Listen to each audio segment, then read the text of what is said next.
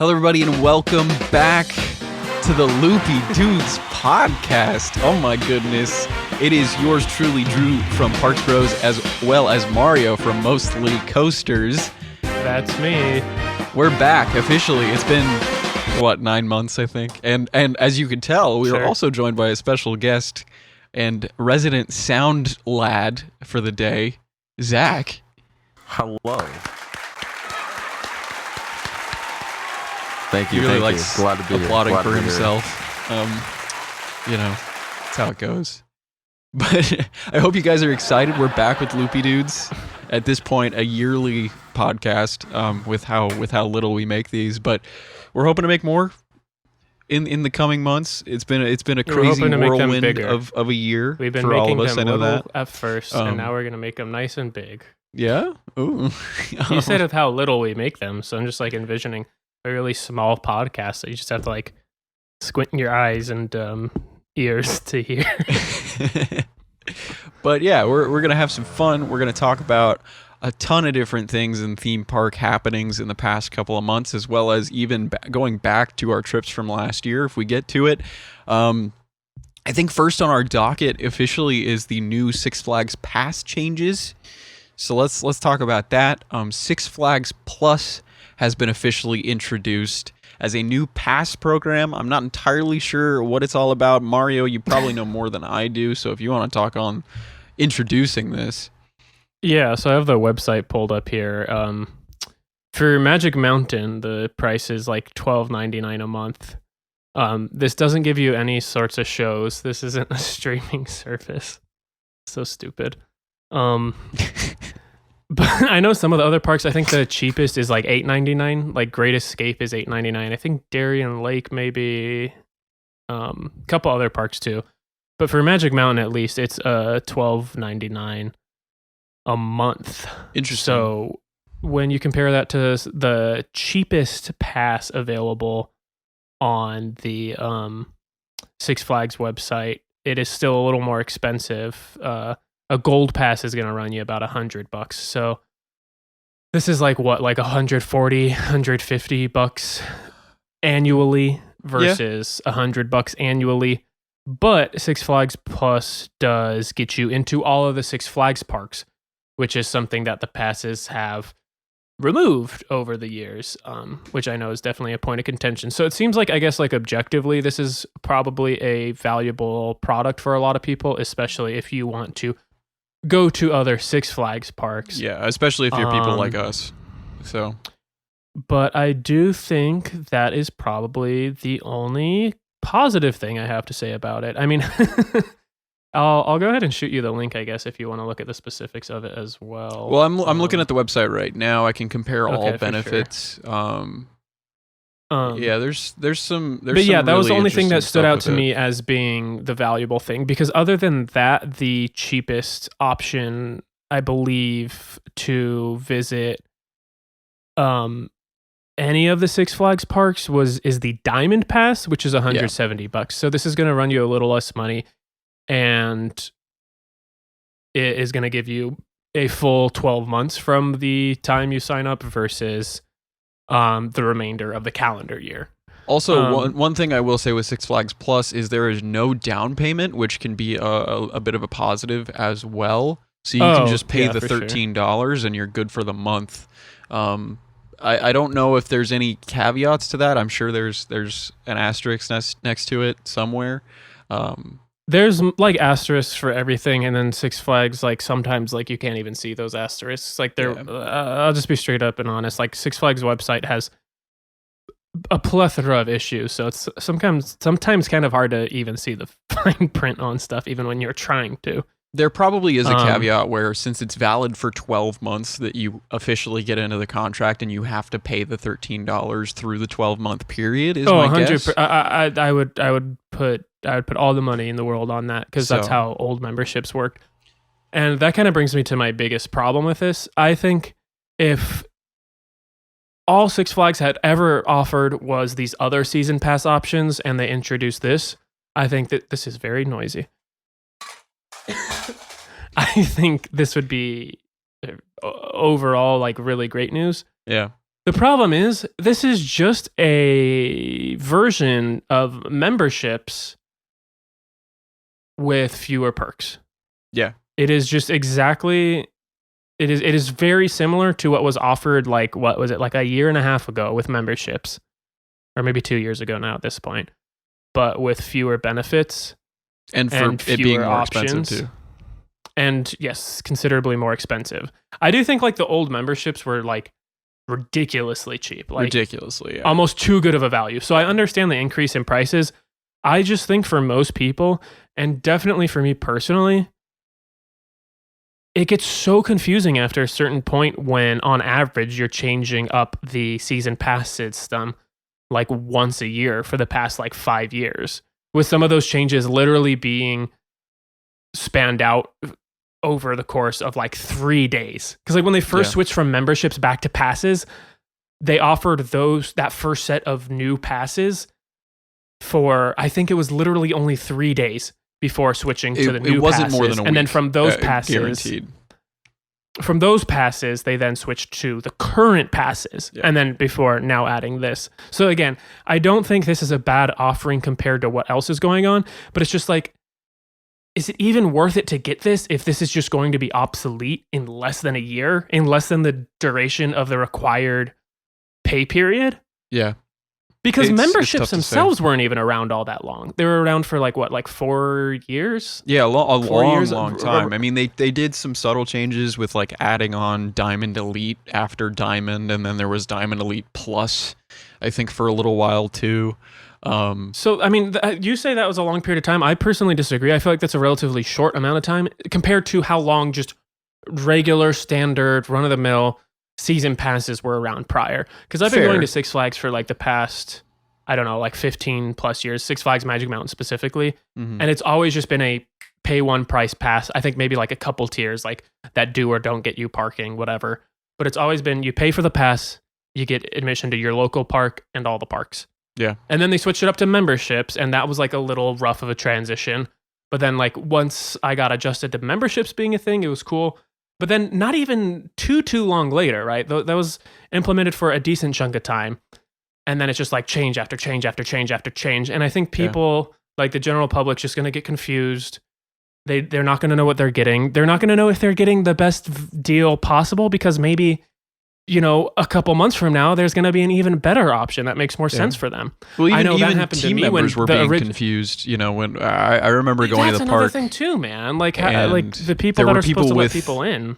There were people with the new passes that were only available for the week, right? They bought it during that week because they got rid of their membership during the pandemic, and they showed up with that pass, and team members were like, "What's that?"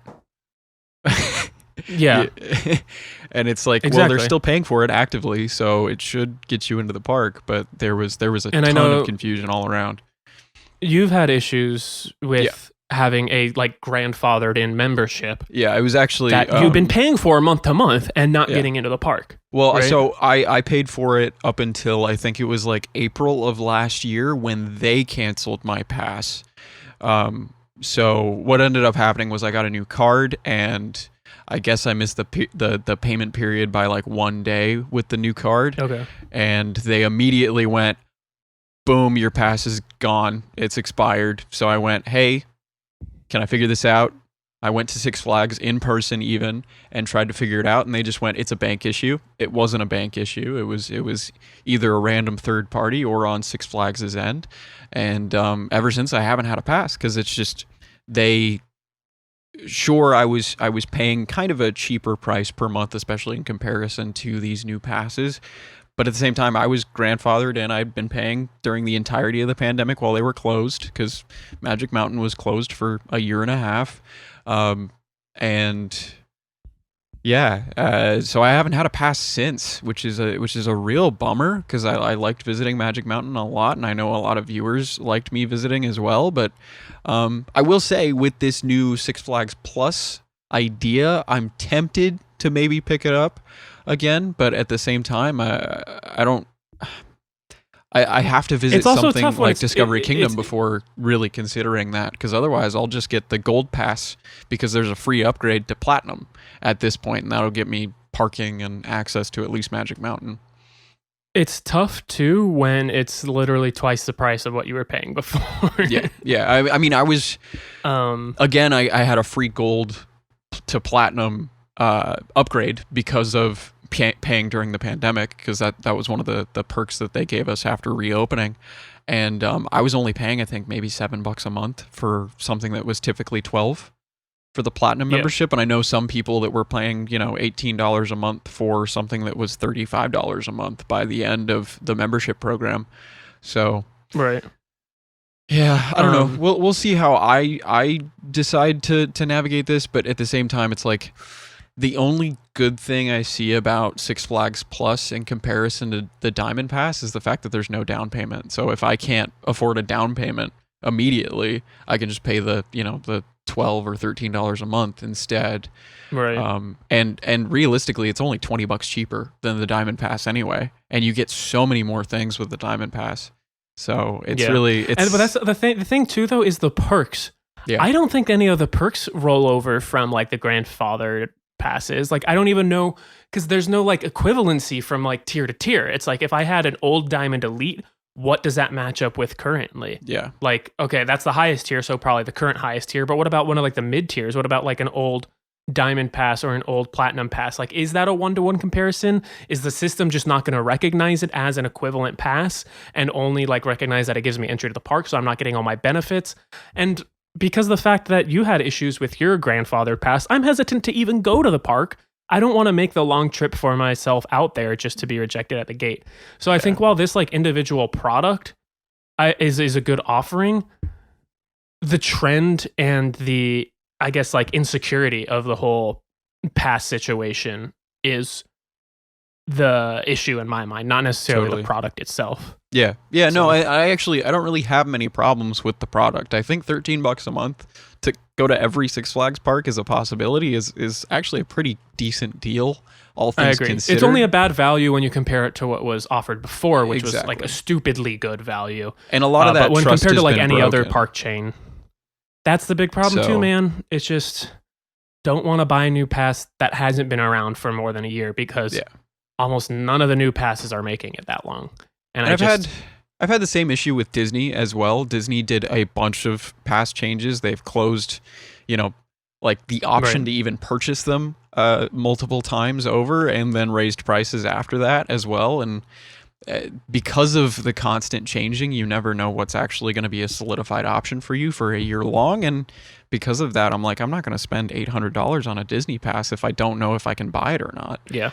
So the thing I will say is I at least have a little more faith in Disney to rectify a bad situation versus just repeatedly telling you that you're in the wrong, which is essentially what happened at Six Flags. Yeah. So, yeah. Like, don't get me wrong, I really want to go back. I want to go back to Magic Mountain really bad, but it's just, I'm not sure if I buy a new pass, it'll actually be worth it in a year. Or working. Yeah. Yeah, so. Zach, any thoughts though? No. So far. I actually just found out that I'm still paying for a Six Flags pass. I didn't even know that. No. Oh no. Yeah, it was only $7, but like, yeah, it was just like, oh, I thought this canceled, but I guess it didn't. Well, again, I mean, that's got to be a grandfather pass if it's $7, right? I think people have had issues canceling as well, where the cancellation does not go through. But I can't speak on that like directly. So I think our buddy Cliff had that issue. If they have other options, they're going to go with other options, because it's just not worth it. It's just not worth dealing with the headache of the most important part of a park, which is getting in the first place. Yeah. I mean, if I was closer, sure. But like on most days, it's 2+ hours to get there. And and driving through LA also is just, it's a pain in itself. So yeah. Yeah. I think we could. Are we good on that? I mean, it was just more of a rant than anything. I would just love for them to. Yeah. Apologies for the rant. But I just want them to stick to a pass program. Just find out something that works, stick to it. Don't make any changes for at least a year, and we'll see where it goes from there. Yeah.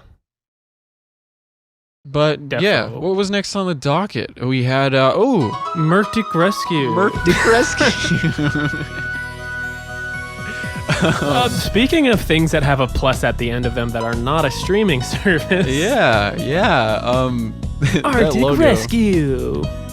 Arctic Rescue at SeaWorld San Diego recently opened in the last couple of weeks. You just gonna How long is this, Zach? I have a feeling it's the full song. It is the full Okay, song. Oh my gosh. I should break out the keyboard and like pretend I'm playing it, just like whip this bad boy out.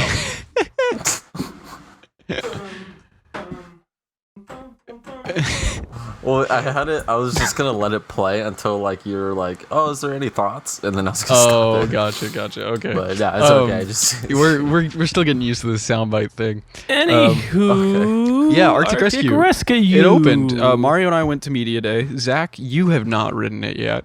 Loser. But no, I think not yet. I have 8 rides on it. Mario, you have probably similar, if not more. Probably something like that. Because I think you got more rides on it than I did on Media Day, maybe by 1 or 2. Yeah. I've been on it between 1 and 100 times. Yeah, I think everybody. I don't think anybody's just gotten opened over 100. Fortnite. No, Zach Gosh, dang hasn't. He's been on it 0 to 0 times. Yes, sir. Speaking of L, Zach. I just launched Lack. Fortnite right now. Gosh dang it. You're- Is your audio still working? Yeah, it's still working. It's just I accidentally hit the wrong macro, and now Fortnite opens. I love how you just have a macro for Fortnite. Well, I have a macro for Fortnite, Rocket League, CS:GO, Prominence Poker, and Planet Coaster. What? That's I'm I'm so gonna stupid. start calling Zach Lack from now on because he's lacking a ride on Arctic Rescue. Oh my gosh. Gotcha. Those are just the 5 games I had when I got a stream deck. Okay, all right, fair enough. So Arctic I'm Rescue, it's open, it's fun. Intimate family launch coaster with tire drives, 3 launches, 2,800 feet of Yeah, track. give it up for Arctic Rescue. Yeah, Arctic They did Rescue. Woo! Saving the Arctic one coaster at a time, Yeah. or something.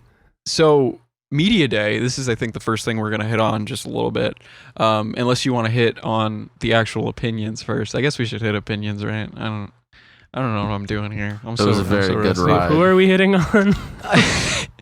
On Arctic Rescue, of course. Mario, what did you think Ooh, of it? hey, little frozen coaster, dude. It's so fun. I was gonna say it was better than I expected, but I think after like we did the construction tour, I saw like how like I guess sort of zesty some of those transitions were gonna be.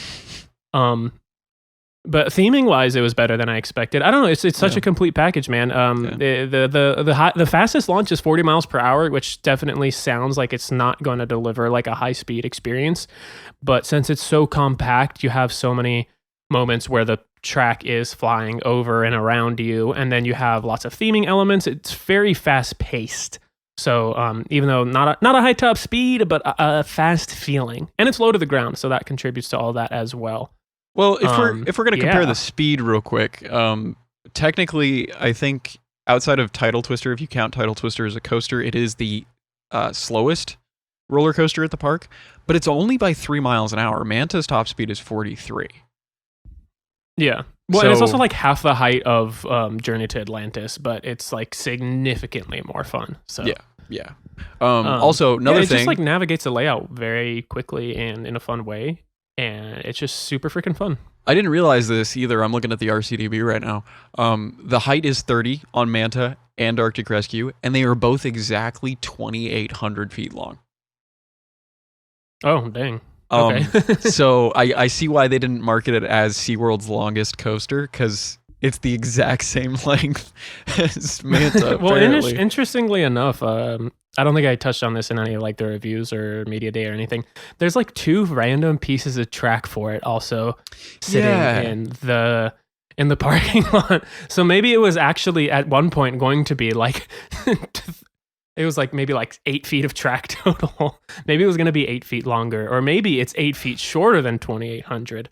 there's some kind of conspiracy in here. It's definitely just Maybe. not one that matters. But Yeah, it's a that fun was little something fact. interesting. In the when public we were, parking lot. Interesting. Yeah, we were walking I wasn't into- snooping. I promise. It was into just Media Day, and right next to where we parked our cars for Media Day, there was a couple pieces from some of the Bay of Play attractions that have gotten recently redone for Rescue Junior, that new area, and right next to it was 2 pieces of Arctic Rescue Track, which I found kind of interesting. Maybe They weren't like just straight didn't- track either, which Yeah, no. would have made more sense to me. Like just like extra storage track. They're like curved. Yeah, maybe they had a situation where those 2 pieces didn't fit correctly, and they had them fabricated, possibly. I should have asked somebody about that because I Yeah. only asked like more like I don't know, questions that normal people would want to know, not like super nerdy questions. Then again, all that track got there in last July and August, so it's been out there long enough to potentially refabricate, work, a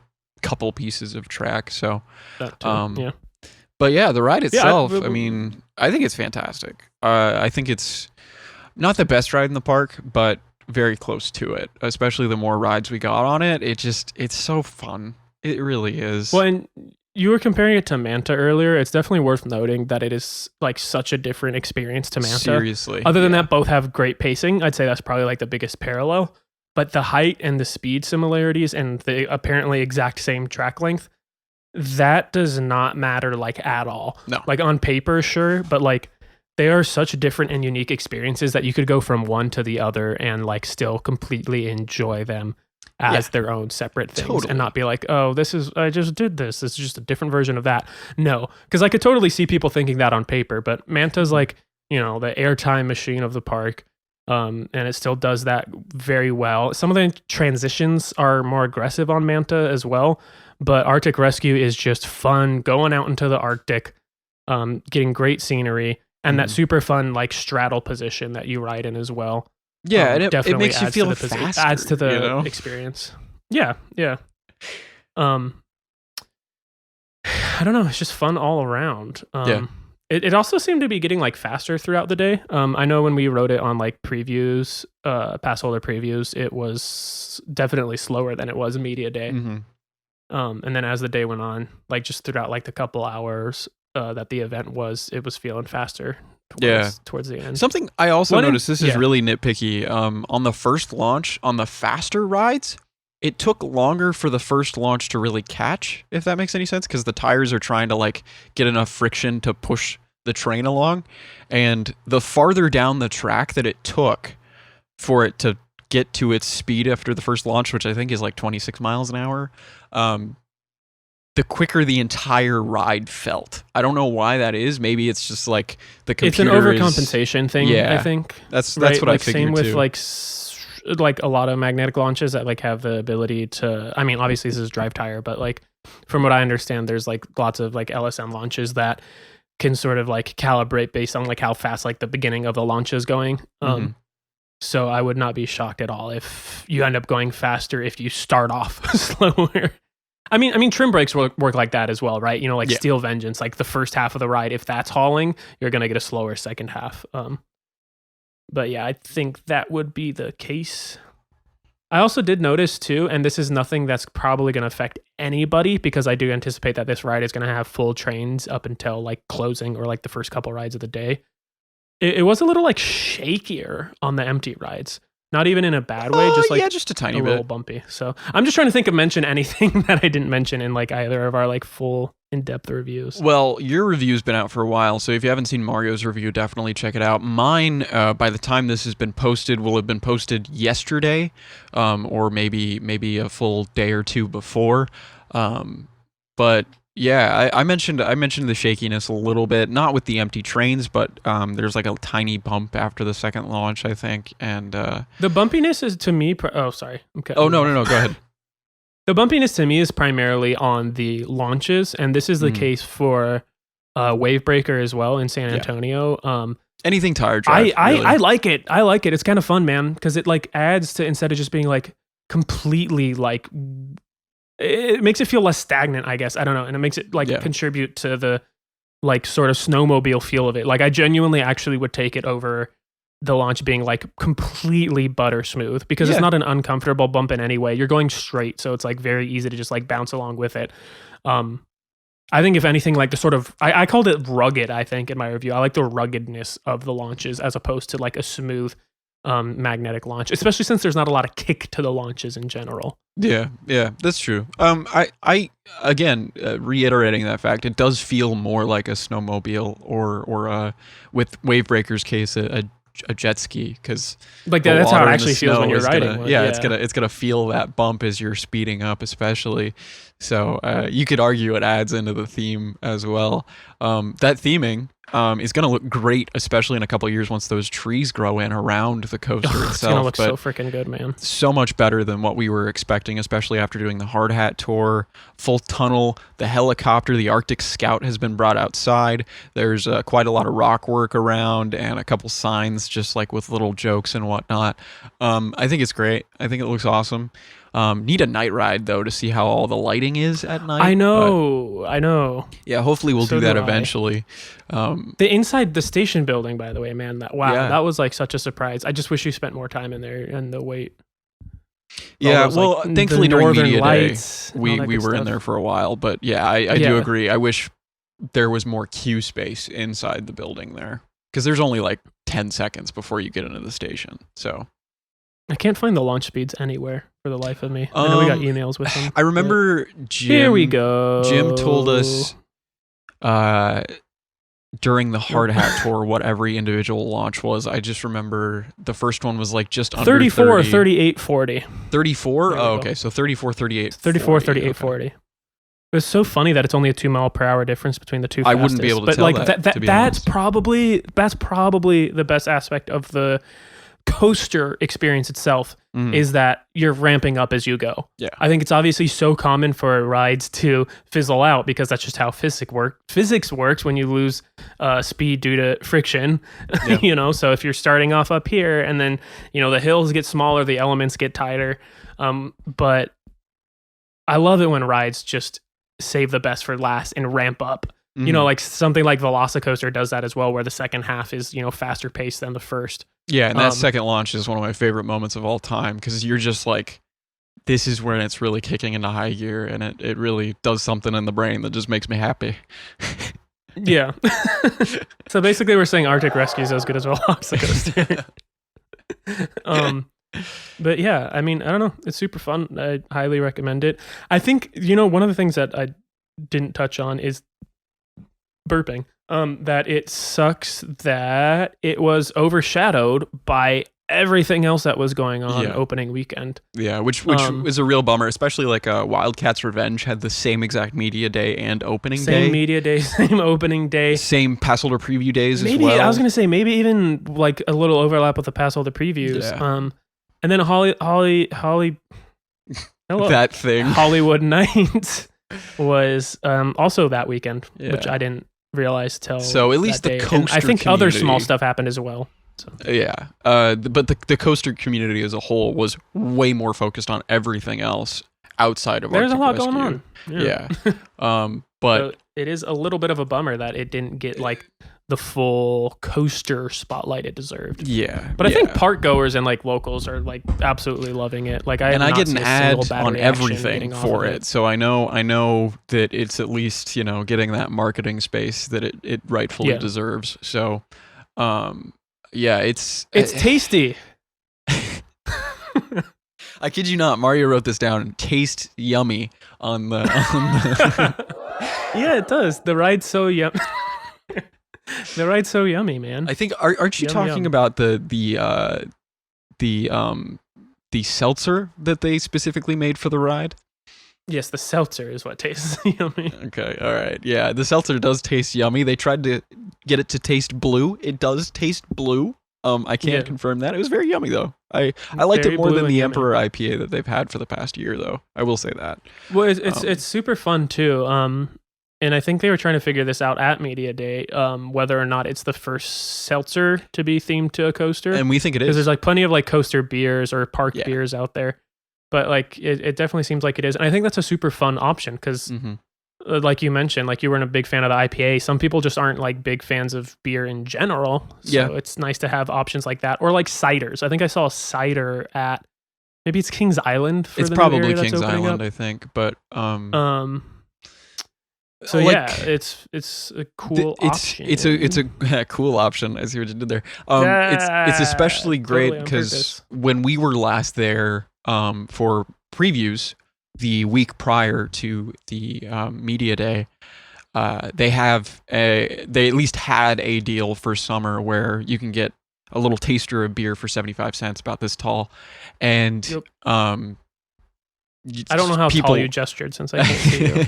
People in our party, I'll assume that it was correct.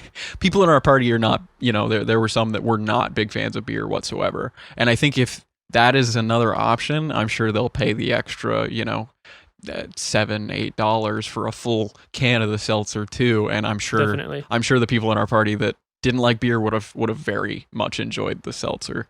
And it seemed like everyone liked the seltzer. Yeah. Even people that were like honest and like, I don't like seltzers, but I'll give it a try. And they're like, damn, that's actually good. Yeah, it's fairly sweet, pretty fruit forward. I don't know what to compare it to. Well, it's like berries and lemon.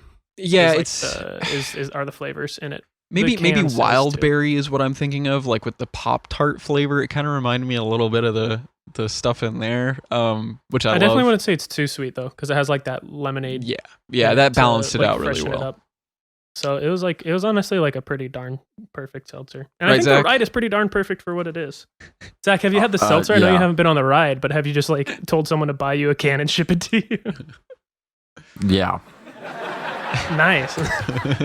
Yeah. Speaking of food and drinks, let's move on to the next topic, Fiesta Village. That's new. Oh. Welcome to Fiesta Village Radio.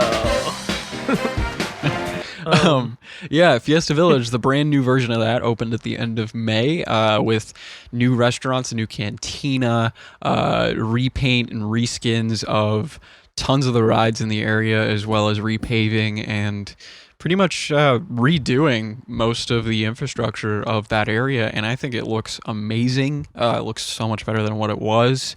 But yeah, we can go straight to food, or we could talk about the land. I don't know, Mario, which one you want to go to first? I mean, just like the area in general. Yeah, the area is fantastic. I don't know what you would think with this consensus, but I'd say it like went from worst area in the park to second best. I mean, nothing's ever going to be Ghost Town, right? Yeah, maybe second best, possibly second best. Third at worst, but it's easily one of the best areas of the park now. It's like super polished now. Yeah. But in the areas where like it shouldn't be, like it's like weathered, like it looks perfect for I think it's probably like the best they could have done with it. I think it's so great. And there's tons of lights everywhere at night. So nighttime, I've seen some footage and pictures. It looks absolutely gorgeous.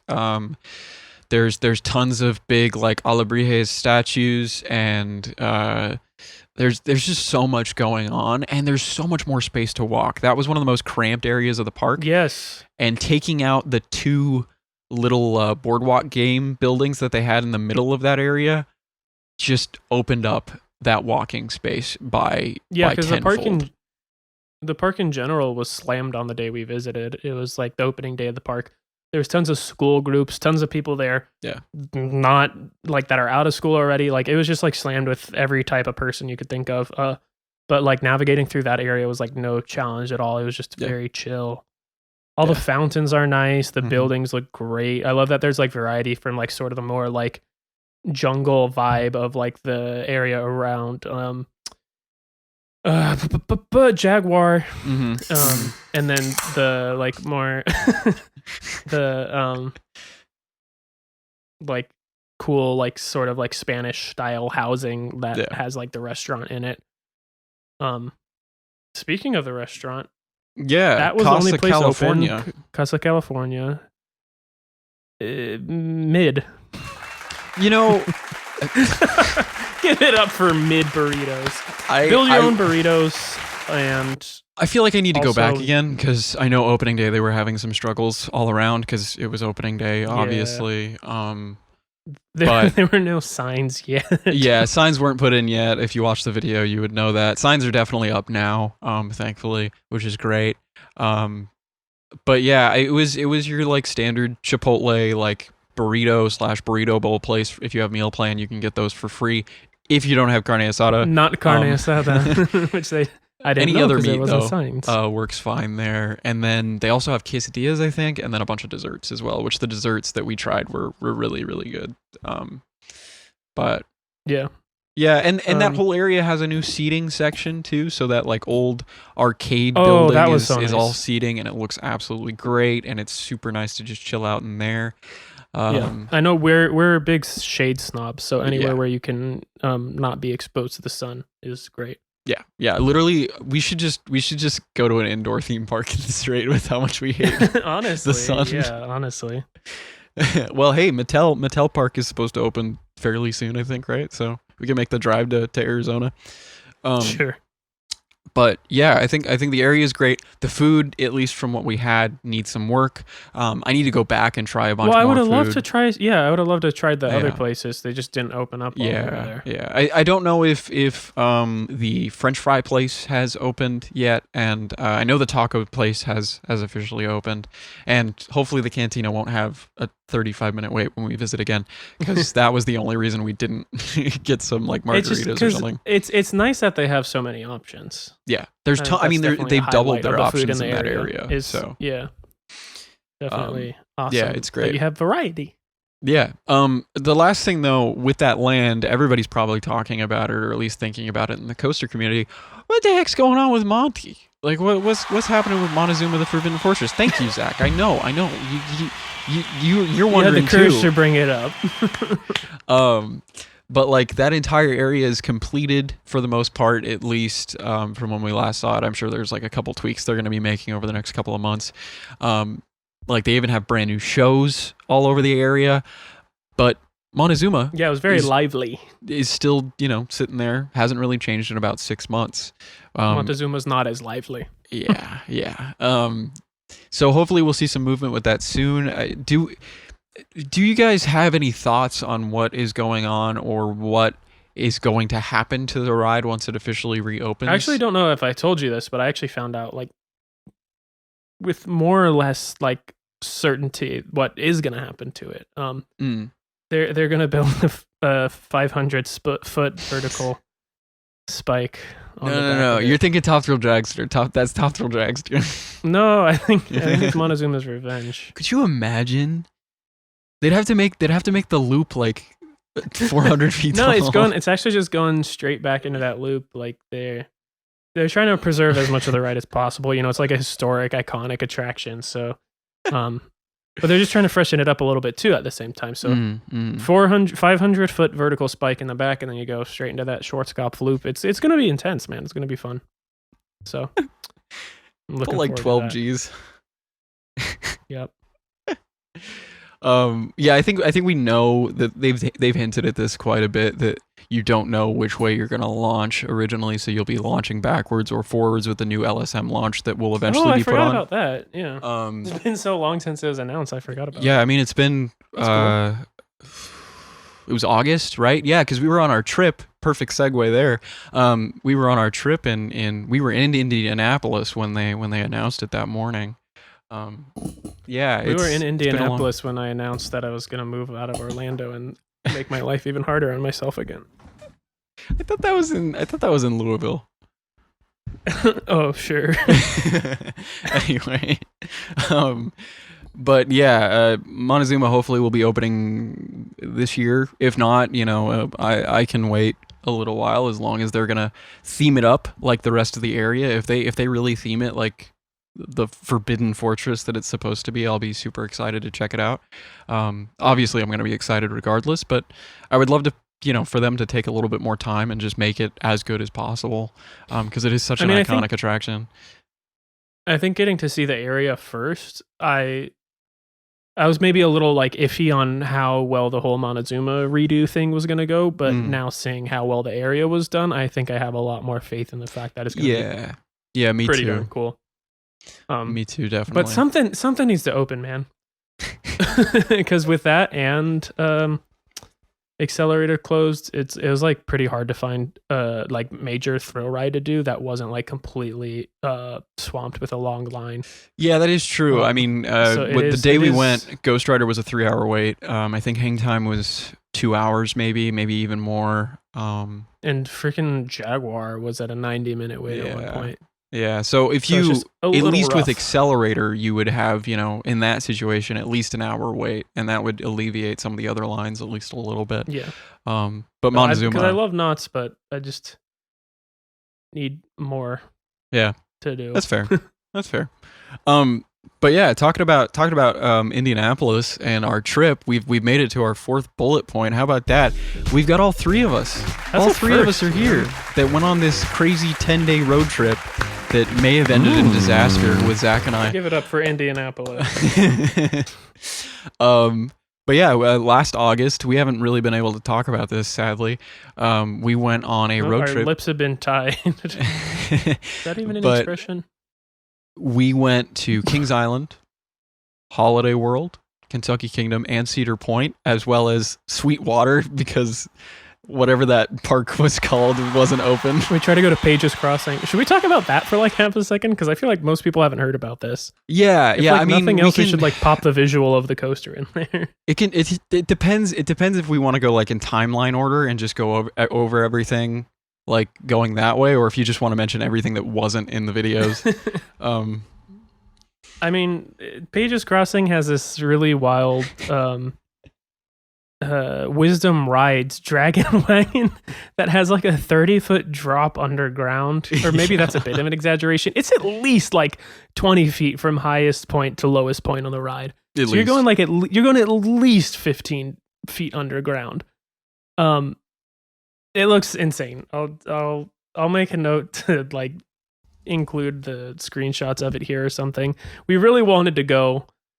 The website was saying that it was going to be closed for maintenance.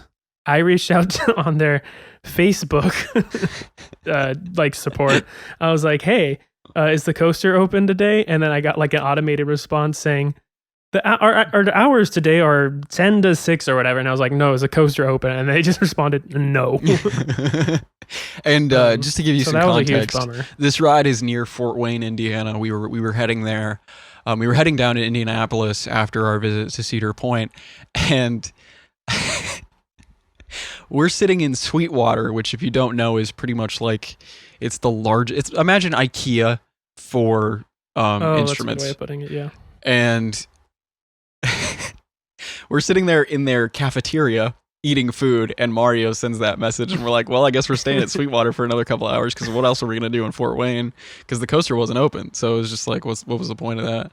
Also, can I just talk about the fact that you totally lied to me about this slide? Drew was like, "Oh, you know how like in Europe they have like those crazy slides at some amusement parks? Because those do look insanely fun." He's like, "They have like this like 50-foot, they have this giga slide at Sweetwater." And I was like, "Oh, okay, that sounds pretty cool."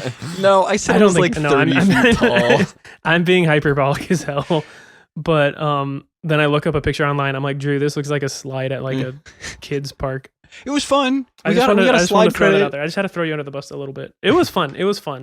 And it does honestly like make me excited for like to at some point hopefully visit some of those like European parks where they have those like metal slides that just are like have no business being as like fast as they are.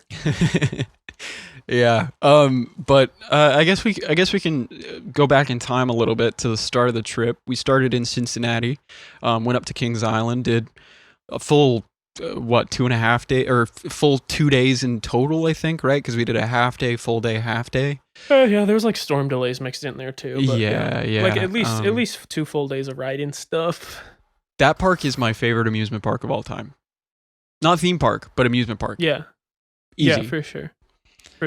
It's fantastic. The rides there just add into it even more, which I think is great.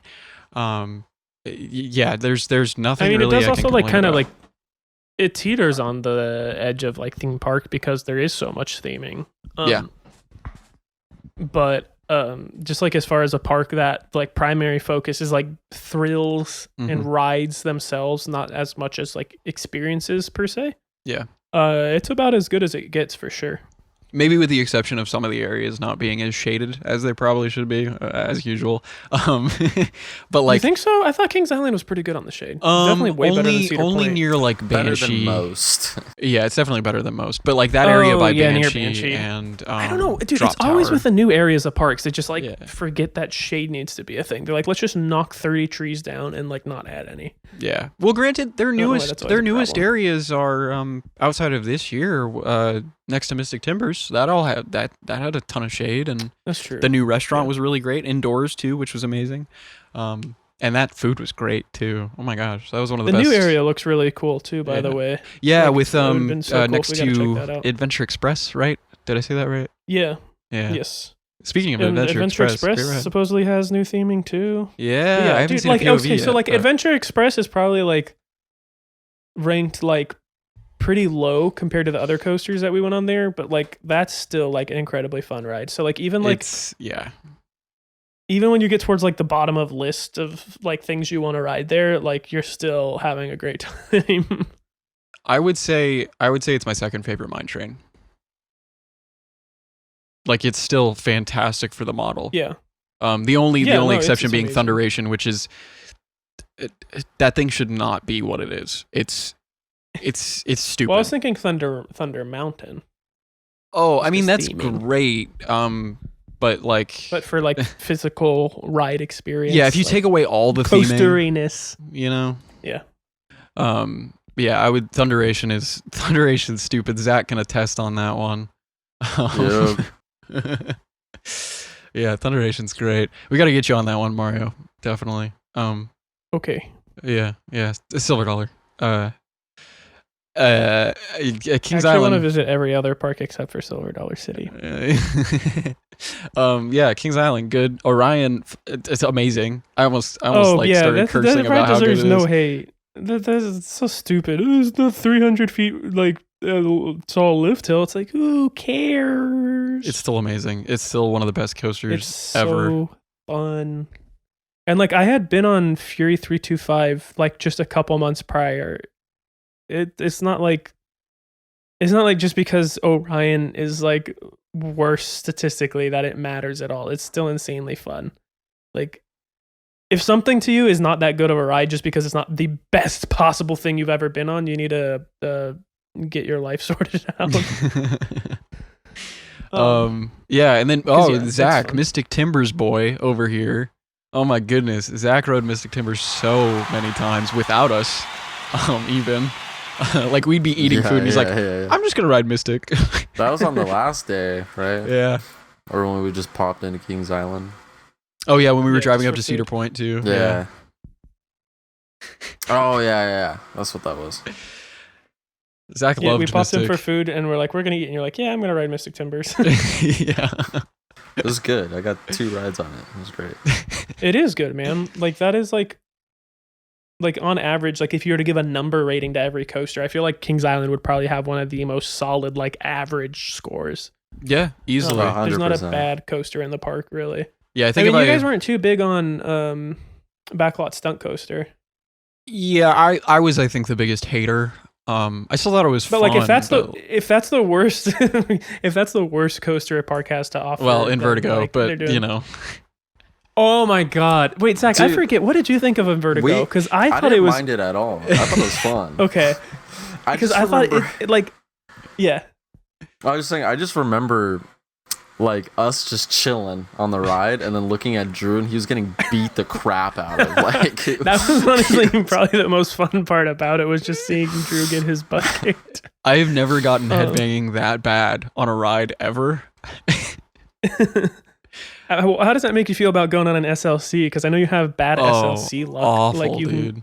been to a park, like you've been on like 4 or 5 different trips where there's been an SLC at a park, Yep. but you've not been able to ride it. Yeah, it either had like an hour plus wait and I didn't feel like waiting, or it was broken. Broken more times than not. Because that was not as bad as an SLC. even, Oh so. no. I thought it was fun, man. Like it was intense. Like luckily, like even the Vacomas that have terrible over the shoulder restraints are at least like super padded. So Mhm. like it doesn't bother me. And I'm someone that's like relatively sensitive to that stuff. I don't know. It was like insane, and I enjoyed it for that reason. But Yeah, I just remember someone bouncing. hating that ride is very understandable. Bouncing, my entire body was just getting thrown about, and I'm looking to them, and they're just like, hee hee hee, woohoo. Yeah, it was pretty funny, man. It was pretty funny. It was awful. No, So yeah, I depends guess on your row really perspective. matters on that ride more than it should. Because if I sat where Zach was sitting or where you were sitting, Mario, I probably would have had a fine time on it. Wait, also, were you going backwards? Like You guys were going backwards originally. At I went first, forward. yeah. to start with? Yeah. Interesting, because I would think that would probably be like the worst way to do it. you Because would like it think. was like going. up the lift, or That's what I mean. going- Like I don't remember. Were we going backwards, going up the lift? So like after I think we're after we released from the lifts, were we facing forwards or backwards? This is I the think we were most facing. confusing We were way. facing forwards. Once we dropped from the lift, we were facing forward. Okay, because that makes more sense. Maybe that's why. Because like we could at Maybe. least like brace ourselves for like the first go through, whereas Drew had like no clue where he was going and getting beat up. Oh, I just remember that I had a dream that I was riding a. But it was boomerang worse last on the night. way. It was worse Okay. on the way that I was actually facing forward. Yeah, I don't know, man. It could have been a bad wheel. It could don't- have just been that the ride is objectively rough, so you're just not tough enough to handle it like we were. But yeah, okay, that's probably the worst ride in the park.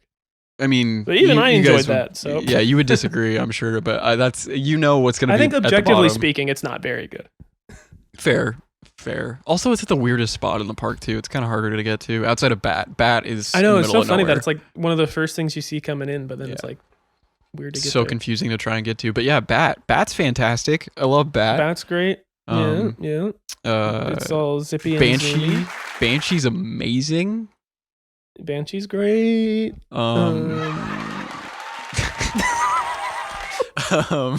If it's a coaster, it's good. yeah, pretty much. Did we do any non-coasters? Oh, the drop Tower was insanely fun. fantastic. So Oh good. my god, you get the best views on that, even better than. No, Zach, you didn't. You stayed off. I think for- you were for riding Drop Tower. Mystic Timbers or something. I else. probably No, he was. was standing off to the side. He had our bags. Oh, wait, you didn't want to yeah. go on? I don't remember why I didn't go on it. Maybe I just wasn't. sure. I don't know if I just wasn't. It was a Zach moment, and I didn't feel like doing it, or what. I don't know. For sure. I will say, outside of the little Larson drop towers, that one was my favorite. That thing was great. Yeah, so those little Larson ones are usually ones that deliver like the biggest gut punch. Yeah. My guess would be because like least amount of like wind resistance. maybe. Well, yeah, there was a ton of. Oh my goodness, drop towers. Just standing in the line, you get like 35 miles of wind when it drops. Yeah, it's pretty cool. But one of the things about it that I love most is it gets the best views of anywhere in the park. Even Yeah. on the Eiffel Tower, you don't get as good of views because you have like the railings and like the grates like in your face. But you get like a completely unrestricted view on Drop Tower, and like you rotate as you go up too. So then you poop yourself on the way down. Pretty It's much. kinda- Oh yeah, please. It's kind of random. Did you do Falcon's Fury, Drew? At Bush? Yeah, I did on my second trip. I did it a couple times. Gotcha. How was it like comparatively? What are you eating, bro? Yeah, I was gonna ask the same question. Are you eating a Parmesan packet? Sorry, I'm No, just like it's too Waba distracted. sauce. I was trying to. I thought you were like chewing on like a credit card or like a gift card or something. I'm like, oh, okay, for sure. That's that's it's normal. just- But it's and then I'm sauce. like, he's sucking sauce. Yeah, Sorry, it's no, good I. sauce. It was just in front of me, and I was like, all right. That's his soundbite right there. It's good sauce. He's sucking sauce. Yeah, I don't know. Comparing the two is really hard. Falcon's Fury is so hard to compare to any other drop tower out there. Falcon's Fury is like only playing on fear of heights, and then the drop Yeah. itself is underwhelming. The drop Whereas itself- Drop Tower, Yeah. Drew, take it away, bud. The drop tower. Now I can't even say it. It's about as pure of a dropping feeling as you can get on a drop tower. That's actually a real good way of putting it. Yeah, I don't know how else to really describe it. It's just it's not necessarily a gut punch like the Larson ones, but it's just like you are falling. I don't. It's know pretty how else comparable to like Lex Luthor, but maybe like a little bit more of a stomach dropping. definitely Like, yeah, more just of a stomach drop. just- yeah, pure fun. Pure is a good word. yeah. Pure fun droppy. Yeah, that's what the name should be. It's better than Drop Down. Pure fun, droppy. That's what they're going to retheme next. They took care of that area around Adventure Express, and then this definitely gives like dated 90, dated 90s, which it was just what it is. We did. I can't wait for Gut Punch Pure Droppy, the ride coming soon. We did Boo Blasters as well. That was another non-coaster we did, which I thought was fun. A little scary in the last room. I love Boo Blasters, man. At all the parks. I mean, the guns sometimes don't work, but it's like great break from coasters. Cute. Yeah, and it was Theirs great. is particularly good, right? Because it used to be its own dark ride with Phantom Manor. Is that what it was called? No, that's the Disneyland Paris one, but it's like what was it called? Let me look it up. Unions suck the ride. Yeah, we saw the show that they did for the 50th anniversary based off of that, and there was like a bunch of Ohio Union jokes. Like they were like, the union won't let us do this, or the union. Yeah, apparently they just like hate workers, and it was really weird. I couldn't tell if they were proud of their unions or very against them. Yeah, it was definitely a little odd. It's like, like that's okay. I've heard that joke before. Phantom Theater was the name of the Phantom ride. Theater. Yeah. Okay, so the fact that like it was converted from that dark ride had like a unique charm to it, because last year I think I rode every single U.S. Boo Blasters in 1 year, so it was like kind of fun to compare them all. And this one was like particularly fun and unique. Yeah. And probably worked the best too. It was super cool, but yeah. Oh, and it has like the whole queue is like indoors. Like, yeah, it was all themed. Least, it was like, great for the when entirety of it. Yeah, when the thunder started that one day that we were there, it was the perfect ride to sneak into real quick. Because like Carowinds is the ride is indoors, but a majority of the queue is outside. It's like more of like a boardwalk kind of like haunted house where it's like, okay, the thing is itself is indoors, but like the queue is still kind of like outside and like near and in the midway. So yeah, okay. Yeah, definitely the best one. So for whatever that's worth. But to get back to the coasters, yeah, is there any other coasters we gotta? Is there any other coasters we gotta talk about for Kings Island? Wants to talk. Like Flight of Fear, I guess. I mean, we could get into the specifics of all of them, but we it's could. Just like the reason I bring up like the ones that aren't as good is just because that's what's so great about the park is that there's nothing bad. Oh yeah, Beast. Beast, yeah. The Beast. I mean, I take Woodstock Express. No, I'm just kidding. But Woodstock Express is another one where it's like, okay, good. I'm not going there for that ride, but it's still super fun. Yeah. Beast is still hecka overrated, man. I thought you changed your tune on it a little bit, but no, I did change my tune on it a little bit. I don't hate it anymore. I don't hate it. Still overrated. I thought it was fun. That's the jingle. At night or in the daytime, I thought it was fine, but at night, I was like, dude, that. Night was a lot. It was. It's insanely fun at night. It was the first time I was able to ride it at night. Yeah. I don't know. I still stand by the fact that that doesn't justify a ride itself being fair. Like, I mean, I almost had a panic attack at night while riding Beast. I've never felt that on a coaster. First, or do we ride it? Yeah, that was our first ride on it. I think so. It was at night. Gotcha. I think so that it wouldn't be like. Yeah, we got in line at 9:30 or something, right before they closed off the line for fireworks. Yeah. And then so like we definitely got like as true of like a night ride as you can get on it. Yeah. We rode it. We were literally, I think, like third train from last, maybe second, in the very back as well. But I still would even say though, like even that first night ride, and then like compared to like the next night when we rode it was just like still not as good. Like I feel like it was like the surprise of like not knowing the layout as much. Fair. Yeah, I didn't. Made it better. I really didn't realize what the layout was. I was even talking to Cliff after riding it, our good buddy Analog Thrills, and I was like, "Yeah, the first helix." And he's like, "What do you mean the first helix? There's no helix in the first half. There's a left turn that is long enough where you think it's a helix because you're all indoors, you can't see anything." But like, how long are we going on? I still don't really know the layout very well. Speaking of helices, oh yeah, to jump a little out of order. Oh wait, no, this isn't. No, this was in order. Yeah, My brain is out of order. Well, I mean, we stopped in Louisville first, and then the dude at the hotel was like, "Oh man, Kentucky Kingdom, that fell off," and then we went to Hollywood. That was pretty funny. It shouldn't make it funnier, Zach, but it does. Zach, do you have an opinion on like going upside down on a roller coaster, just out of curiosity? When you're going upside down, you're literally like upside down. Whoa, really? That's exactly what I was thinking. Speaking of helices, yeah, we got to talk about the Legend. Legends. Oh my goodness. Oh my god. Better than Voyage? What? It may be. I enjoyed 2 of our rides on it better than one of the rides on Voyage. Ooh. Yeah, I agree. 100%. Yeah. Mathematically, maybe. We're talking about Legend. The Legend, man. Oh, yeah. Our first experience on it was pretty cool too, because like we had 2 like dudes that we were talking to like I guess like kids, teenagers, whatever, that were like curious about like the whole YouTube-y thing, and they were like, "Do you guys want to go in the front instead of us?" And I was like, "No, y'all take it." And they're like, "No, you go." You Well, they were also locals, from what they were telling us. That's and they're true. like, "Yeah, we've been on this ride before. You've never been on it. Go ahead, go front row. We'll take second. It's no big deal." And so Mario and I rode front row. Zach, you got front row after us, I think, right? Yeah, he was on the train believe behind us. Okay. Yeah. It was insane, man. Like, I guess like maybe like it hit harder like on first impressions because I was expecting Voyage to be like phenomenal because like everyone says it is, obviously. Yeah, Voyage was a But I letdown just, like- after the first ride for sure.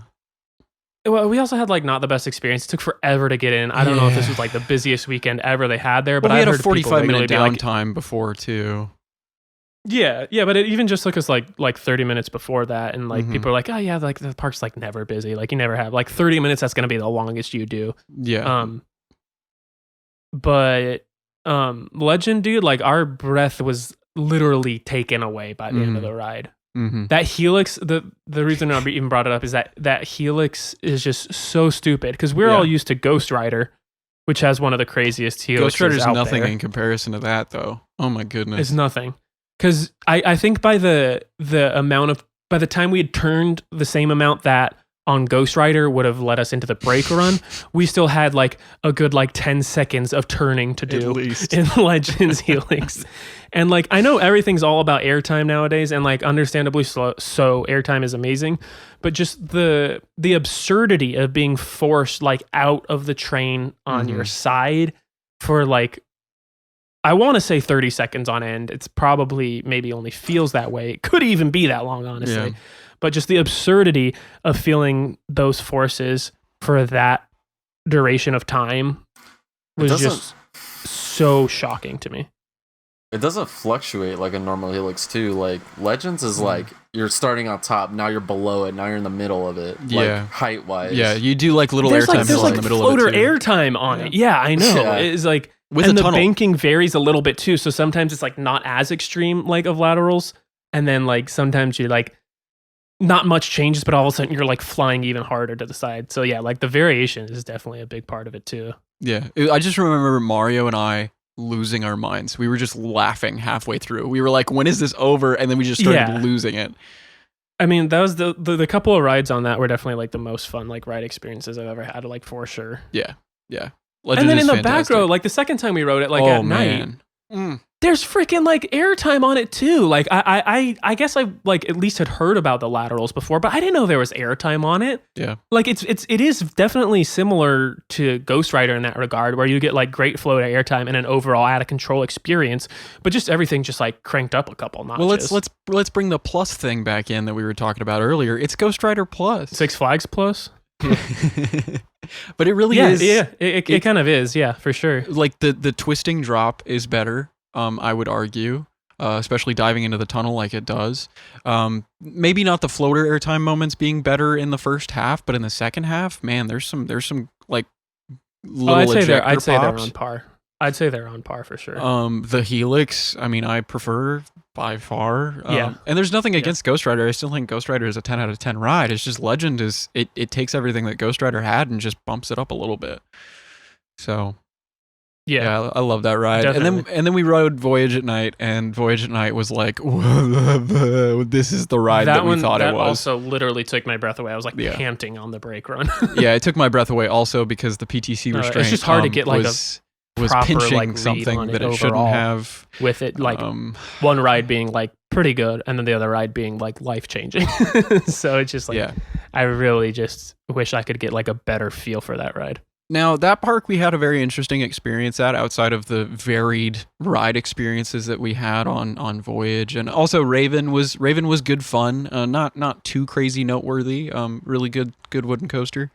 I think all the other coasters had like better and more recent track work done on them too, which is a really great aspect of Holiday World, is that they care about their rides. Same with Kings Island though. Beast had a whole retracking Beast done. was so smooth. Racer, yeah, it was Racer insane. had retracking, and Racer was fantastic, Also buttery especially smooth, for a yeah. 50-year-old wooden coaster. If you like wooden coasters, you got to do a Midwest trip like That's that for that's sure. the only place you got to go. If you like wooden coasters, do that with Pennsylvania, and boom, you've got every noteworthy, outside of Ghost Rider, I guess, and I don't know what I'm saying. No, Hurler. but like you're getting a lot of bang for your buck if you like wooden coasters. Well, I mean, Zach, you love wooden coasters, so I mean, you can attest to that. The fact that like, 100%. that is a great park, a great region for wooden coasters, Yeah. and honestly, kind of ruins them. It does. Yeah. They're so good that like other ones just don't seem that good in comparison. It's a good Yeah. variety. Because then by too. the time we got to Kentucky Kingdom, we went on Thunder Run. Yeah. And y'all were not very impressed because I think we were just like a little PTC fatigued. Well, we were definitely PTC fatigued. I had bruises from the specific. I had bruises from those restraints specifically. Like we rode Storm Chaser, I had no problem. We rode Lightning Run, no problem. But Thunder Run, I was like, ow, this hurts. Because like the PTC trains, they come down on your side, like right here. They dig into like the side of your hip. So. But yeah, I mean, Thunder Run was still great. Don't get me wrong. I did want to talk a little bit about Holiday World as a park as a whole. For sure. Shade, please. Holiday World. Oh yeah, that's. I I don't know. It's like a tale of two like halves of the park because like going up towards like Thunder. The wing coaster, whatever that one is. Yeah. Yeah, the one that has thunder and flies instead of running. Uh-huh. That there's like no shade going up there, and y'all like were on the verge of heat stroke at that park. Y'all almost died. Pretty much. We got heat sick. Zach and I did. They had to sit out while I did the water park, we which chilled. is, by the way, like phenomenal. Yeah, Mario water did all coasters the there. great water coasters and whatnot without us, while Zach and I found the one building with working AC. Yeah, And so sat it was there for 2 definitely- hours. It was a rough park overall. I think It definitely does not seem like it can handle like huge crowd days. I think that was probably like a big aspect of Yeah. it. I think if there was no crowds the day we were there, we would have been totally fine, but it was packed to the brim.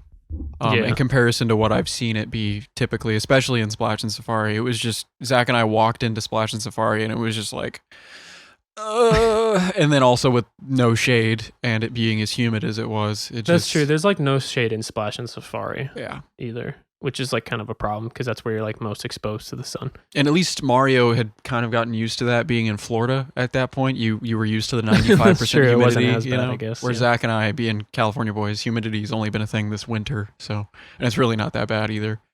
But yeah, so it's like, it's a cute park, I think. It's a very cute park. Um, I think it would be amazing if it was empty and we could just, get on everything real quick, but that's most parks really. Yeah. But yeah, it needs a little bit of help from where it's at to really be a world-class park. Like I think it could be a world-class park if there were certain things they focused on. And yeah, I think, but for families, I think it's not a bad option, especially if you're in that area, if you want to, get a little vacation day out. And then we can head to the park an hour and a half east, Kentucky Kingdom, which was our final new park of the trip, at least for Zach and I, before we headed up to Cedar Point. Kentucky Kingdom, recently bought by Hershend, the same people who own Dollywood and Silver Dollar City. They changed some policies since Mario visited prior. There used to be like free sunscreen and free drinks. That is no longer a Out thing. of state discounts as well. That was a thing at Holiday World, which we really got spoiled by, was the free drinks and free sunscreen. Oh, and I will say too, the free sunscreen, like, okay, so like at least they don't have like the best shade cover, but they're doing like something for you. Yeah. Like we didn't get so it's easy- sunburned. it's so- we just got really hot. So easy to stay hydrated, so easy to not be sunburnt. So Yeah. like that's a huge plus. And when it's like already out too, like you don't even have to like dig through your bag. You're just like, oh, it's here. Like when there's hand sanitizer pumps around, you use it way more than like you would ever consider using hand sanitizer, right? So it's just like, oh yeah, I guess I'll not burn myself. literally every time we walked by one, whether it was the free drink stand or like any of those, we straight up just started using them. Yeah, I think it's definitely not fair to even talk about that park without mentioning that. Yeah, and it's a fantastic thing that should be at every park, honestly. But yeah, Kentucky Kingdom like didn't have the out of state discount anymore. The weather policy at Holiday World is phenomenal. Yes. Like the park was only closed like all the rides were only closed for like 2.5 hours, I want to say. But they gave everyone rainy day tickets, which I think is awesome because they probably took into consideration how packed the park was. So even though it was only like a couple, and everybody like left 2.5 hours, like greatly impacts your ability. Right, because who's going to wait 2.5 hours just for one more hour or like half an hour more of operations? Yeah, literally us. But we got one more ride on Legend. We got one more ride on Voyage. Mario and I got another ride on Thunderbird. Zach got 2 rides on Voyage. But I don't think there's many parks out there that would give you a rain check for only just a couple hours. Yeah, minor of an inconvenience. So I think that was really awesome. Obviously, we couldn't take them up on it, but I definitely don't want it to seem like that park is like just like doesn't give a darn. No, the park is fantastic. fantastic. Do a lot of stuff right. It just they need a couple smaller changes that would really vault the park into another atmosphere. It's definitely just like a small regional park, and that aspect of it shows. Yeah. If you could get Kentucky a lightning Kingdom run on Voyage, highly recommend. Zach got a lightning that was ride. cool. There was like some lightning going off in the distance as we were riding stuff, and a Sorry firefly. to interrupt.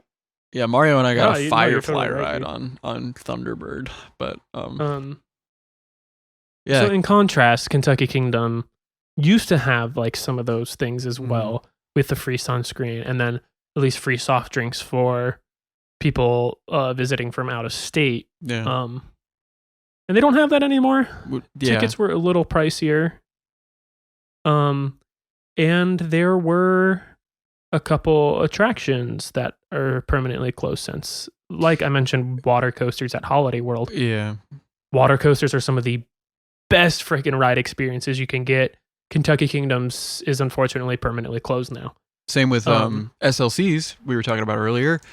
And my luck with them. Right. T3 was closed and is now permanently closed officially after a couple weeks ago, I think, is when they announced that. So there was, I think, one new ride from when I visited in 2018. Kentucky Flyer, right? Kentucky Flyer, which is a great ride. Yeah, it was fantastic.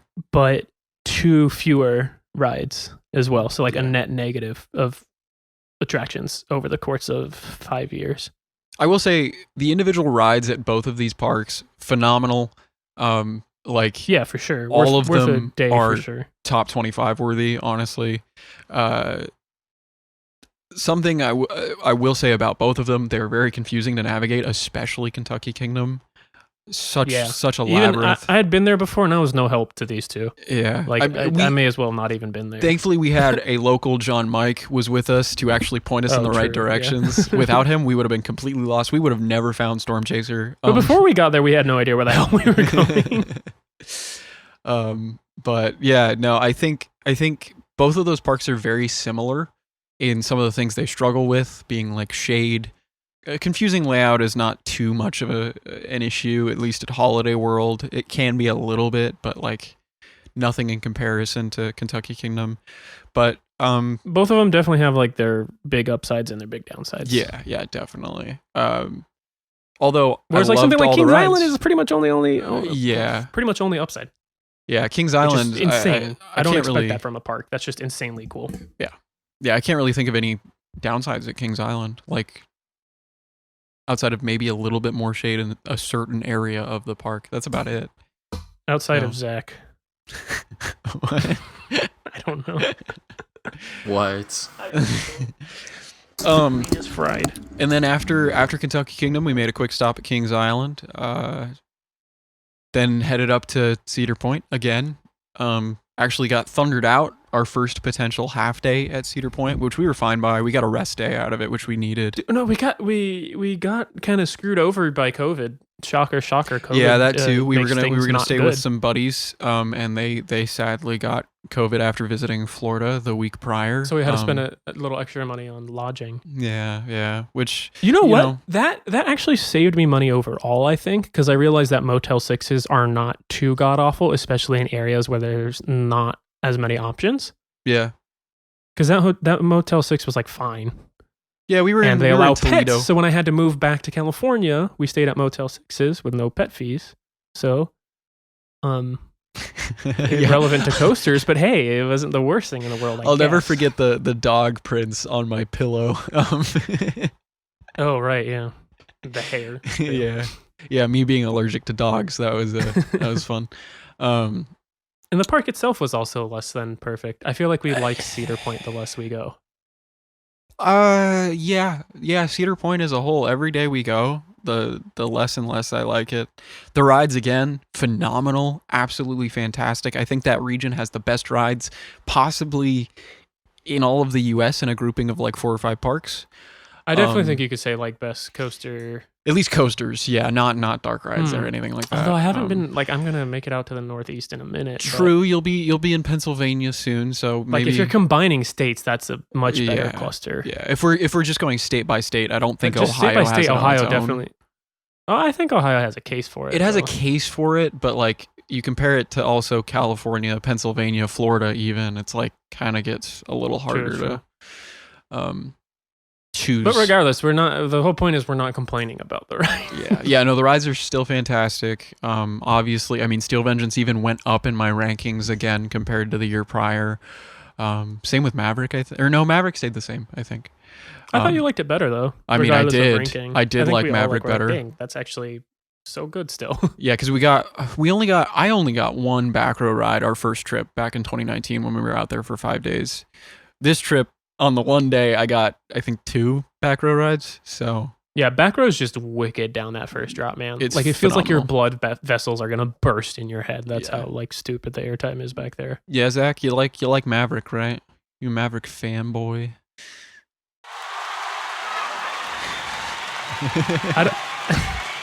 I don't know about the inversions though. The inversions, like Zach, what do you think about the inversions on Maverick?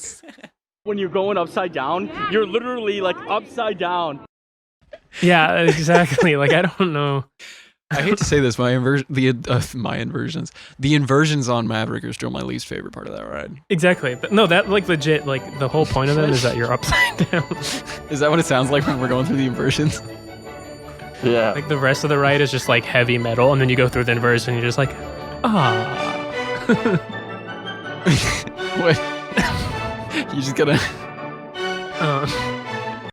But yeah, Maverick's great. Steel Vengeance is great. Good.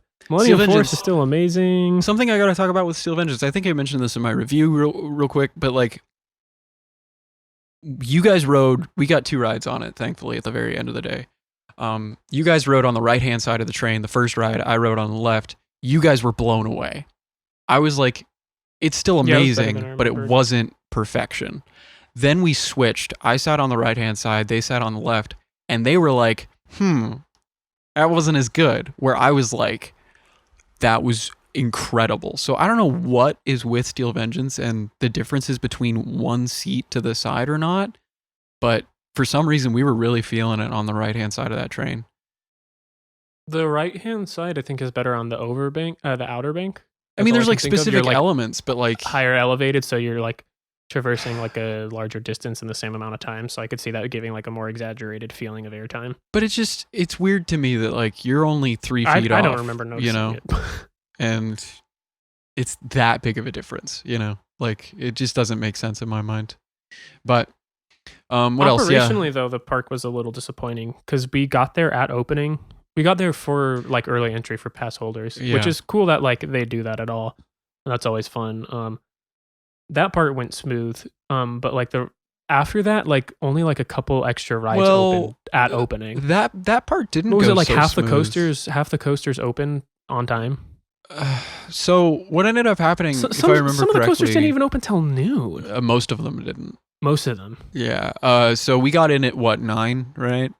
For early entry. We got in at early entry. There was supposed to be like 5 coasters open. There was only 2. If I remember correctly. One of them being Raptor, right. which was not on the schedule. It was only on schedule It was because to Valraven was compensate for breaking. the stuff not being, It was breaking. It was broken. It was braked. Yeah. Valraven was like heavy broken that week that we went, which we were fine with. We didn't feel like we needed to ride it again. But like, yeah, I think up until noon, only Millennium Force, Raptor, Corkscrew, and like Magnum had just opened at noon, I think. Yeah, it may have been even later, but it was like definitely less than half of the coaster lineup was like open at noon. we walked around the entirety of the park and didn't find a ride that was open that we could check out unless we wanted to ride something else that we'd already ridden for that day. Which like ended up being a huge setback. Yeah. Because the parks get busier later, Well, like noon to 1 is like when the people really start coming in. We So it's found just like- out it was LeBron James Day, so you had a ton of school buses showing up. But that's not inherently a problem, right? No, because it's we not, arrived but at it opening did to get very, maximize very the busy time later. that we had at the park. And when we could have been riding like 5 or 6 coasters in the span of like 2 hours between open and noon, we spent, I think we maybe only got on Millennium Force because that had like an hour wait. We It was waited. one of the only It open was coasters. like an hour and 15. And we spent the rest of the time just walking around trying to find something else that was open. Yeah. Like it was an insane freaking letdown, man.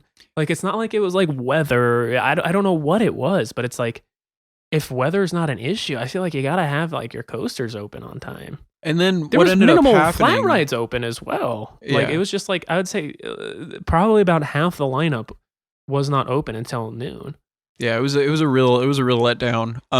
And then thankfully once LeBron James Day ended at like 5 p.m., most like pretty much 80% of the crowds were gone at that point. And so it emptied out, so we could get a bunch of rides. Like Steel Vengeance only had a half-hour wait, I think, at the very end of the night. But it still was like we had to wait until the park was 2 hours from close to really start getting on stuff. Because there was even a part in the middle of the day where we just said, screw it, we're not going to wait in lines for stuff. Let's just go get footage of Millennium Force, go to places we haven't been in the park, walk around. We even walked out of the park on the beach for a little while. Oh yeah, that's right. Which was cool. I liked doing that. We didn't do that at all during the like 5 days we were there last trip. But yeah, it just sucked that we had more fun doing that than actually, experiencing the park as a whole by riding its rides and whatnot. Right, the main reason to go. Yeah, and then after that, Zach and I were going to watch DCI finals in Indianapolis because my little brother Hunter was performing with one of the groups, and we drove down that way, and we wanted to stop at Page's Crossing. Oh my god! For a coaster, that we talked about quite a lot, like 40 minutes ago at this point. Yeah, we already talked about it. But yeah, so we went to Sweetwater because Zach and I are the crazy musician nerds / guitar players and whatnot. So we were freaking out about all the stuff they had at Sweetwater, and then Mario got his message of the no. No. Then we drove down to Indianapolis for that night, stayed the night in an Airbnb. Then Mario left us that next morning. He drove back to Cincinnati, flew home, and then Zach and I went to DCI, sat in the lot for a while, went inside Lucas Oil Stadium, had a great day, got back. I don't think most people would know what DCI is. Yeah, Drum Corps International, if you don't know. I know there's actually quite a lot of overlap, it's not believe it or not.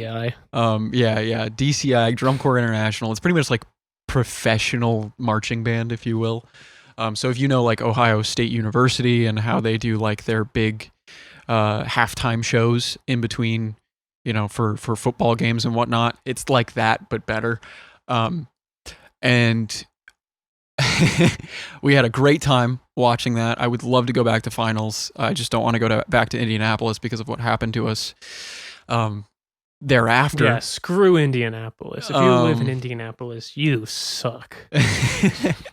We went back to our hotel, slept the night there. We were supposed to fly home that night. So we don't have tickets for the event today. So let's go out we went to the park next door to the stadium because that's where they practice prior to performing officially. And we hung out for what, I don't know, 6 hours out there, right? Something like I'm that. I'm gonna go grab water. I'll be right back. Yeah, this you is do y'all's you. story to tell anyway. I've left the trip, so I'm gonna leave. The Yeah, you conversation. literally flew home at this Delete point. me from this conversation. Zach, what are you holding a button for? What button is that? I'll just keep going. Oh, okay. And then we were supposed to fly home that night, which was going to be great. We were like, yeah, we're gonna have a stop in Vegas because we were flying with Frontier because it was the only airline we could afford that flies out to those Midwest airports. And we get to the airport, sit there for about 2 hours. There's only 4 people ready for our flight. What's gonna happen? We're supposed to fly home tonight. We wait there for a long time. Flight gets delayed. Flight gets delayed again and again. And then 2 hours after we're supposed to board our plane, it's officially canceled. Of course, I didn't get an email about this until too late. After their agents had actually gone home for the night. So we ended up stuck in Indianapolis Airport until what, 2 or 3 a.m.? Just kind of chilling there. Time. And then we finally got a hotel for the night, thankfully, so we could actually sleep. And what we found out was eventually down the line, after literally like a week, that it was the same night that Las Vegas had some pretty terrible floods. And so that's why we were unable to make our flight. But we were told it was a technical and mechanical issue on the plane. Yeah. So there was a huge miscommunication with that. Thankfully, they rebooked us on a flight the next night at that. So, but we were going to have an overnight stay in Denver. So we had to get another hotel after that. So we literally spent the next entire day in Indianapolis Airport just sitting there. It's actually We funny. didn't get. Oh yeah, please. Oh no, it was just my coworkers that went to Florida went through that same scenario with Frontier. Mm-hmm. They had like a layover in Indianapolis and then they got stuck there. Yeah. Yeah, it was With Frontier, same scenario. It was a Supposed to fly to terrible Vegas. situation. Yeah. But Yes. But Yes. yeah, it was a rough couple of days. Mario's just chilling at home at this point. Like, you guys make it back yet? And we're like, nope, we still got another 28 hours till we officially make it back to Ontario Airport. Yeah, we stayed the extra night in Denver and then finally made it back the next morning. I mean, it took us an extra 2.5 days to get back home than it should have. Just because Frontier miscommunicated. They didn't give us any vouchers, didn't give us anything. We called everybody we could. Technically, because they rebooked our flight, we couldn't get any compensation under their contract. We tried to refute that as much as possible, but we were just so sick and tired. We didn't want to try and buy new flights. So we just spent the extra couple nights in hotels in random states. And 2 days and $1,000 later, finally. yeah, finally literally. made it back. And actually, I'll be honest, I think it's going to be a catalyst, at least for me personally, on me doing trips this summer. Correct. Because Yes. I can't after doing the extra, grand that we spent together, it kind of ruined me financially. Wait, y'all had for to spend trips. an an extra $1,000 on the trip? It was Almost. just about with like food and hotel and Uber. Jesus. Like, yeah. They didn't even comp you guys anything? No, we tried as much as possible, but yeah.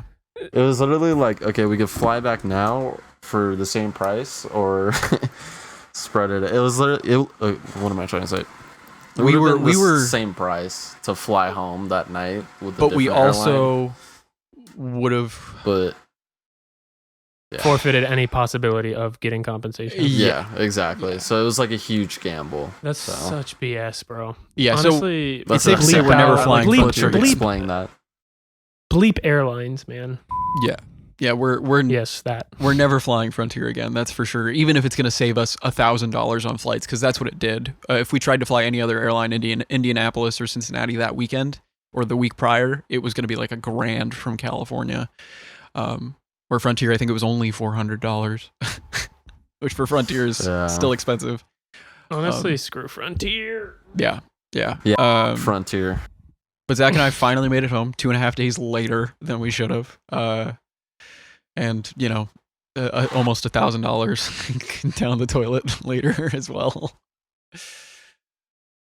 We should just title this episode Bleep Frontier Airlines.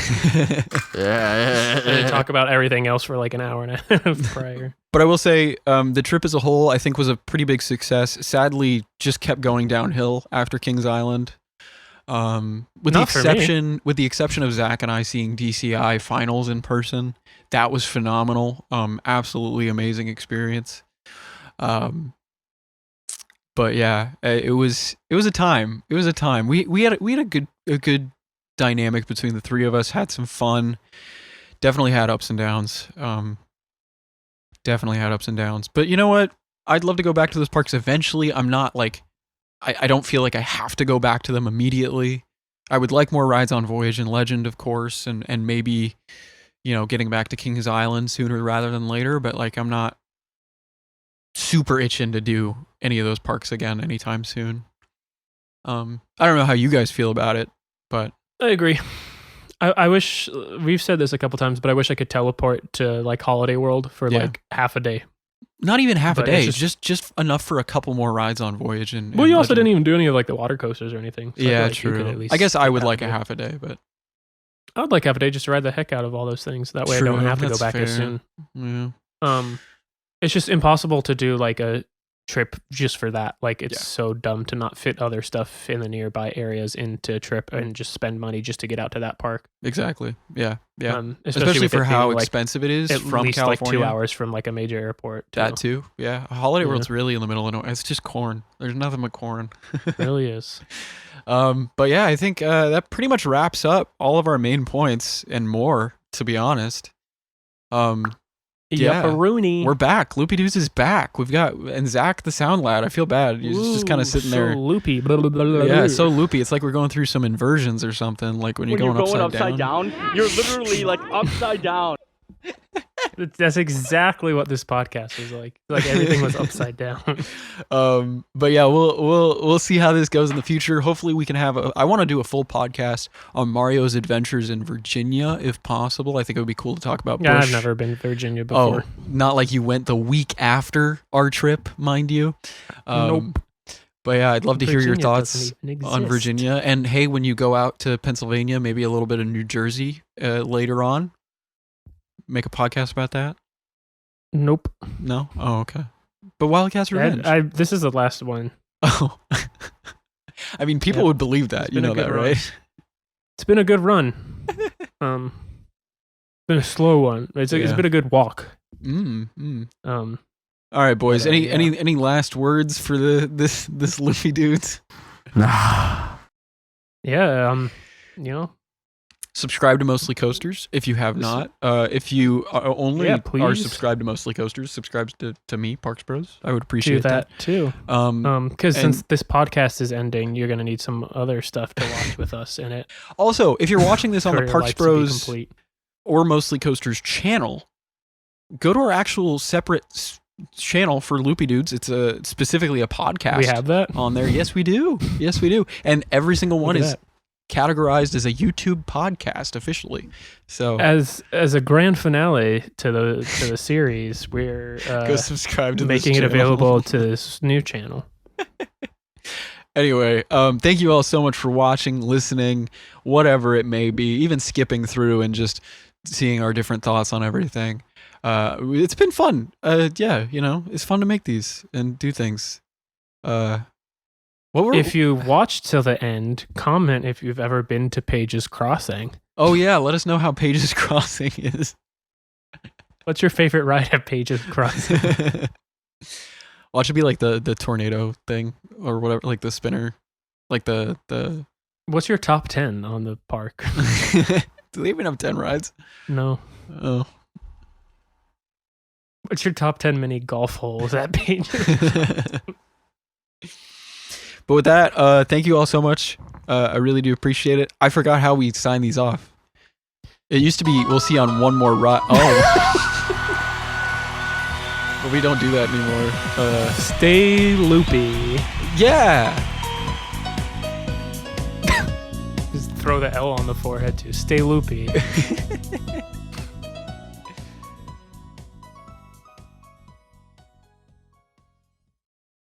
Is this not copyrighted?